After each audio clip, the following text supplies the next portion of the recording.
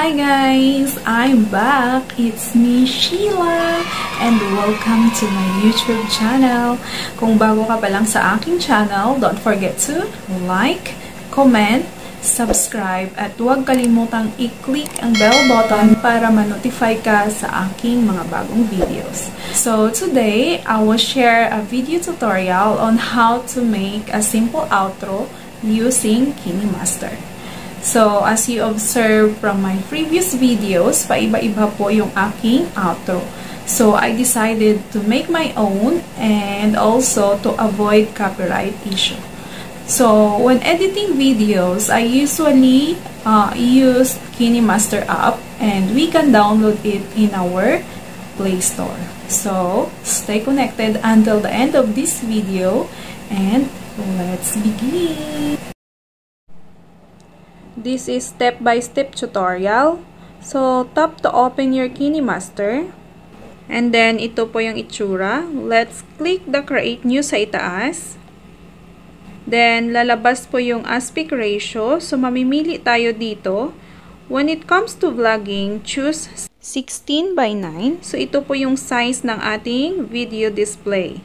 Then, click the next sa upper right.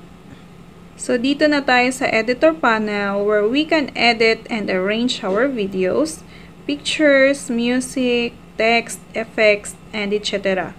So, nakikita natin sa taas ang media browser. Ito po ay laman ng ating camera files except images, videos, favorites, and cloud storage. So, first, i-browse natin yung images. Then, choose color for the background. So, I will choose white. Then, check. So, ito na po siya. Nakikita na siya sa ating panel. Tap po natin. Mag-highlight siya with color yellow. Then, tap natin sa dulo to drag to the right side. So, ilagay natin ang duration niya into 13 seconds. Ayan. So, yung duration will determine how long the video will play or yung ating outro. So, let's check. Then, dito sa right side, may makikita tayong circle. It includes layer, media, audio, and record. So, next natin gagawin, let us add layer. So, itap natin yung layer. Lalabas dyan yung media, effect, sticker, text, and handwriting. So, i-click natin ang media sa pinakataas. Then, pupunta ulit sa ating media browser. So, punta ulit sa images. Itap natin. So, let us select color. So, I want to choose pink. So, dahil walang pink, we can choose any. So, I will choose yellow. So, ayan na siya sa ating panel. Then, tingin tayo sa right side. We can see the yellow square katabi ng gunting. I-click natin ito to change the color na gusto talaga natin. So, dito, meron ng pink. I-tap natin. And then, check. So, ayan na siya. Then, i-drag natin ang side to adjust the size na gusto natin. Okay, tap nyo lang yan sa gilid. Then, ang gagawin natin, punta tayo sa crop. So, nakikita nyo yung dalawang L na magkaharap. I-crop natin siya, guys, and adjust. So, ito siya. And then, check. Tap natin ulit. Ayan siya, guys. Then, sa panel sa ibaba, i-drag natin ang duration niya also to 13 seconds. Next, lagyan natin siya ng in animation. So, i-click natin yung 3 circles sa baba ng color pink na square. Ito siya. Then, i-scroll up natin para makapagpili tayo. I will choose slide up. Tap lang natin. Then, sa baba, may makikita tayong 0.5, 1, 1.5. So, ito yung mag-determine ng bilis at bagal ng ating in animation. So, I will choose 1.5. And, let us check. So, let's try to play. So, ayan na po siya, guys.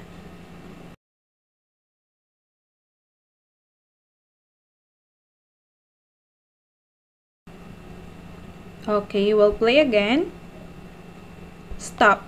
So guys, kung saan nag-stop yung ating animation, dito natin ihinto. So next natin gagawin, layer ulit. Tap natin. Then choose media. So lalagyan natin ng picture. Dapat yun yung profile mo sa iyong channel to easily recognize you and your channel. So ito po yung picture na ginamit ko sa aking channel. Dito na siya sa ating panel. Next is punta tayo sa crop. Open mask. Select shape. So choose circle and check. So itap natin ulit ang picture and then i-adjust natin. So ilagay natin siya dito sa pinaka unahan. So ayan na po yung ating picture. Then, lagyan din natin ng in animation like what we did a while ago. In animation. Okay, slide up. Then 1.5. Check. Then click the picture and drag. Move to 13 seconds. Dun sa pinakadulo. Then, play from the start.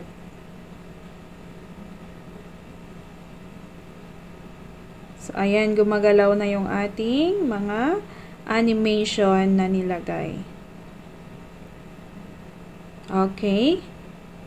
Again. Stop. So, dito tumigil yung ating animation. So, mag-add na naman tayo. So, top layer. Click the text. So, lalabas ang ating cursor and keyboard. Then, type the name of your channel. So, my channel is Shiela Roche. Then, okay. Yan po ang aking channel. So, hindi kita. So, let's change the color. So, I will choose color black. And then, check. So, hindi pa rin siya kita, guys. So, punta tayo sa tatlong dots sa upper left side. Kikita nyo ba? And click bring to front. Okay. I-check na natin. Pagalawin. Ayan na yung ating pangalan. So, palitan natin yung font style niya. Okay. Tap natin yung name. So, tap natin yung letter A na makikita sa kanan. Ayan. So, dyan tayo maghahanap ng font style. So, dito ako sa Cyrillic. So, ang gagamitin ko ay Ferra Sans Black Italic. So, itap ko siya and then check. So, ayan na. Na-apply na po yung ating font style. So, ilapit natin siya sa ating picture.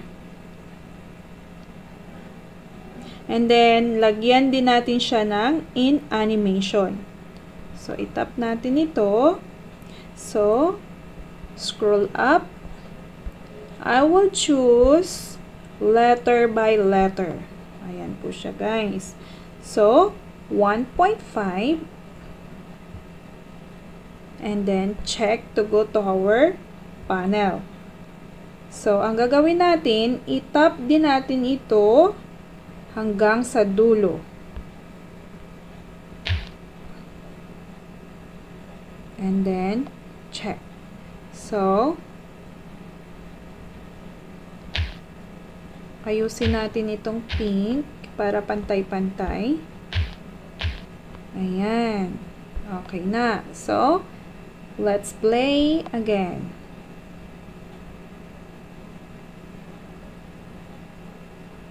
Okay, so lumabas na yung ating color pink, yung picture, and then yung ating name of channel. So, let's play it again.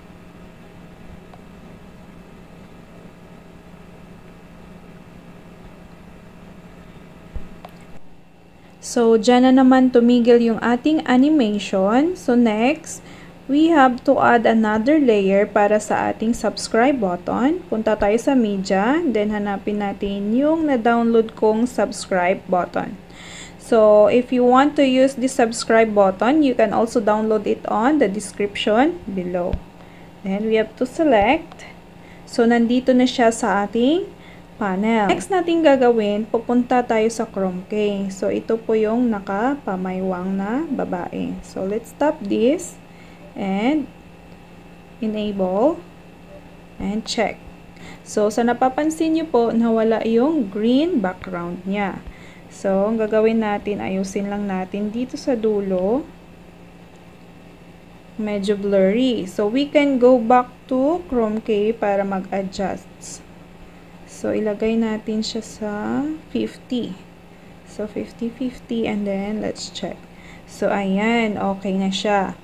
Then, ayusin natin, adjust natin ito. So, kulang yung ating white background. So, adjust natin siya sa dulo. Ayan. Check. Okay, next. Let's try to play it again.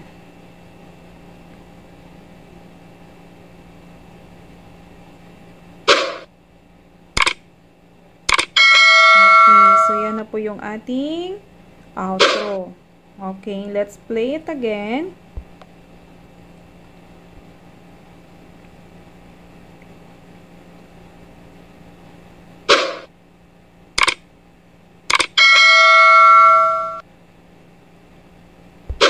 Stop tayo dito. Okay, dito tayo banda sa 12. So, ang gagawin natin, i-trim po natin yung color pink, name of channel, and then picture. So, una ay yung name. So, punta tayo dito sa gunting, trim to the right of playhead. Tap natin, then check. Then, punta naman tayo sa color pink.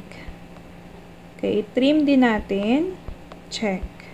Ganun din sa picture, gunting, and then trim to the right of playhead, and then check. Lastly, lagyan natin sila ng out animation. So, ito po yung tatlong na trim natin. So, itap natin itong text natin kasi nauna siya. So, may nakikita kayong tatlong bilog sa dulo. So, ito po siya. So, lagyan natin siya ng out animation. So, ang pipiliin ko ay fade. So, itap lang natin siya. And then, ilagay natin siya sa pinakamaiksi.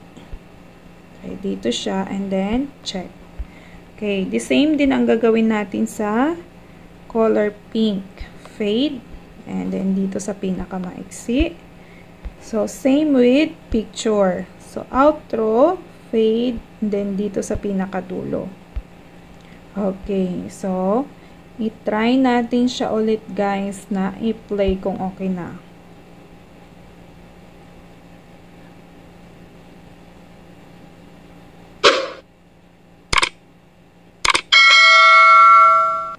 So, ayan na siya. Ayan, perfect. So, good job sa ating nagawang outro. So, pag sa palagay nyo okay na po ito, i-export natin po yung ating video. So, nakita nyo po ba yung arrow sa pinakataas? I-tap po natin siya. Okay, so ito po yung ating makikita. Ang gagawin natin ay i-tap natin yung export. So, ayan po guys. Pupunta na po yan sa ating files. Doon po natin siya hahanapin. So, that's it guys. I hope this video tutorial can help you, especially to those na bago pa lang sa YouTube world at nag-i-explore pa lang like me. So, don't give up and enjoy what you are doing. So, thank you for watching. See you on my next video. Bye-bye!